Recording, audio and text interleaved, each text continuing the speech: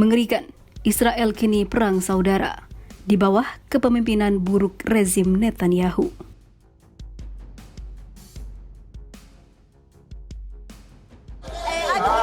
Because this whole government is not legitimate. They are having decisions that have to do with it.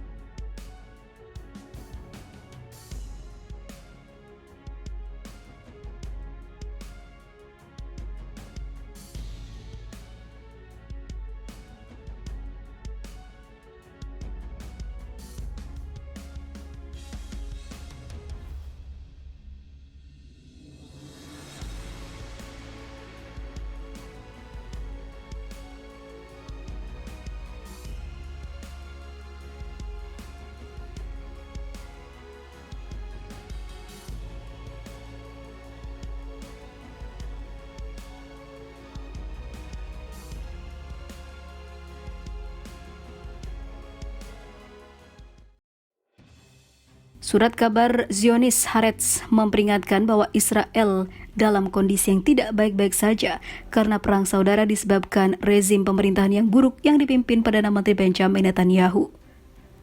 Media itu mengatakan demo kekerasan pecah ketika keamanan dilanda krisis akibat perang di Gaza. Bayangkan apa yang akan terjadi ketika massa turun ke jalan sementara perang sedang berkecamuk di Gaza. Jalanan akan mudah terbakar dan meledak, tulis surat kabar tersebut. Laporan itu juga menjelaskan bahwa dalam kondisi seperti ini, para demonstran akan digambarkan sebagai pengkhianat dan menikam negara dan tentaranya dari belakang. Mereka akan bertindak sebagaimana mestinya, terutama karena alun-alun tersebut dibanjiri dengan senjata api otomatis dan juga pistol yang didistribusikan menurut feodalisme politik, lanjut laporan dari Haaretz.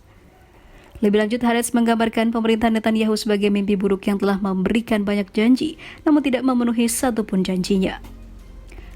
Pemerintah Israel sekarang sibuk memastikan perang permanen di Gaza dan perbatasan utara serta menyulut tepi barat. Kelangsungan hidup pemerintah bergantung pada kelanjutan perang selamanya, imbul laporan itu. Surat kabar tersebut memperkirakan tahun 2024 akan menjadi tahun yang suram dengan banyaknya kematian dan juga keruntuhan di rawa Gaza dan perbatasan Lebanon hingga mengorbankan para sandera asal Israel. Mengomentari krisis ekonomi, surat kabar tersebut memperingatkan bahwa hal itu akan menyebabkan protes yang memanas dan kembali terjadi. Beberapa versi perang saudara akan segera pecah. Kementerian Luar Negeri hancur berkeping-keping dalam sebuah rotasi 3 arah. Menjadi jelas pada hari Minggu bahwa polisi kembali bekerja sebagai milisi Ben Gvir seperti sebelum 7 Oktober. Dalam beberapa hari terakhir, puluhan ribu pemukim Israel berdemonstrasi di Tel Aviv dalam gerakan protes besar-besaran, menuntut kembalinya sandera Israel, penggulingan pemerintahan Perdana Menteri Benjamin Netanyahu, dan segera diadakannya pemilu yang baru.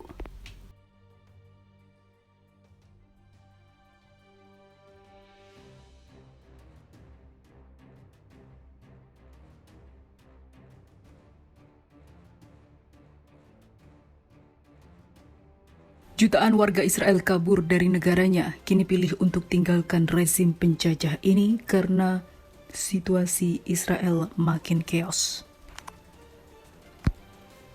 Mungkin Israel pantas menerima ini yang mana warganya sudah tidak betah lagi menjadi bagian dari rezim ini. Meletusnya perang saudara karena perbedaan pandangan, serangan balik dari Palestina yang membuat tidak aman, demonstrasi hingga berhentinya para prajurit militer membuat Israel makin terpecah belah dan rapuh. Hal ini merupakan celah yang bagus untuk menghancurkan rezim Zionis. Sementara itu, Sahab News mengutip media Israel pada hari Rabu kemarin melaporkan beberapa indikator menunjukkan bahwa jumlah pemukim Zionis yang ingin mendapatkan paspor berbagai negara meningkat tajam dan beberapa bulan terakhir. Situs web berbahasa Ibrani Ynet yang berafiliasi dengan surat kabar Yediot Aharonot menerbitkan laporan mengenai meningkatnya jumlah pemukim Zionis yang meninggalkan Israel dan kabur. Mereka mengakui bahwa orang Israel bergegas untuk mendapatkan paspor negara lain. Situs web berbahasa Ibrani ini dalam laporannya menyebutkan bahwa negara-negara seperti Prancis, Rumania, dan Portugal menempati jumlah permintaan yang belum pernah terjadi sebelumnya yang diajukan oleh pemukim Zionis untuk menerima paspor dari negara-negara tersebut. Pada awal tahun ini, beberapa kelompok Zionis telah mengeluarkan seruan untuk meninggalkan Israel sebagai dampak persetujuan kabinet Netanyahu mengenai RUU reformasi terhadap kehidupan mereka.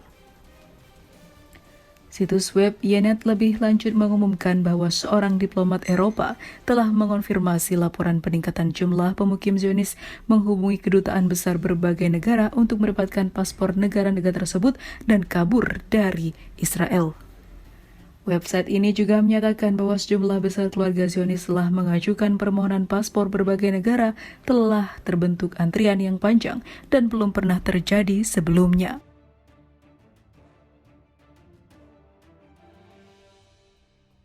Gempar, Iron Dome tidak berdaya hadapi drone-drone baru tercanggih Palestina.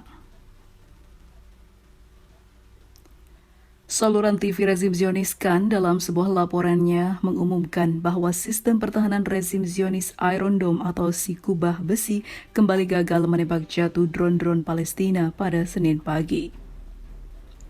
Para pejabat militer Israel sedang menyelidiki alasan kegagalan sistem ini dalam melawan penerbangan drone Palestina di langit jalur Gaza. Hal ini sangat memalukan bagi rezim Zionis. Surat kabar Zionis Ma'arif menulis, Hamas mengirimkan beberapa drone terbarunya untuk menguji dan memeriksa respon dan kemampuan pertahanan Israel, dan ini adalah bagian dari rencana untuk meningkatkan kemampuan Hamas yang harus kita waspadai. Tentara Zionis mengakui bahwa Hamas telah melakukan upaya sangat besar untuk mengembangkan drone miliknya dan ini merupakan kemajuan yang baik bagi mereka. Bagian dari persiapan Hamas untuk menghadapi konfrontasi berikutnya dengan Israel. Seperti diketahui, sistem pertahanan udara Iron Dome Israel dirancang untuk menghadapi roket dan rudal jarak pendek dan telah beroperasi sejak tahun 2011. Sistem ini tidak seefisien biaya yang harus ditanggung oleh Israel dan pemerintah Amerika Serikat. Setiap proyektil dari sistem ini berharga sekitar 50 juta dolar Amerika yang membuat rezim Zionis mengeluarkan biaya 60.000 dolar setiap kali menembakkan rudal. Dan belum lagi ketika Iron Dome gagal menghadapi serangan roket dan juga drone, bikin mereka rugi bandar.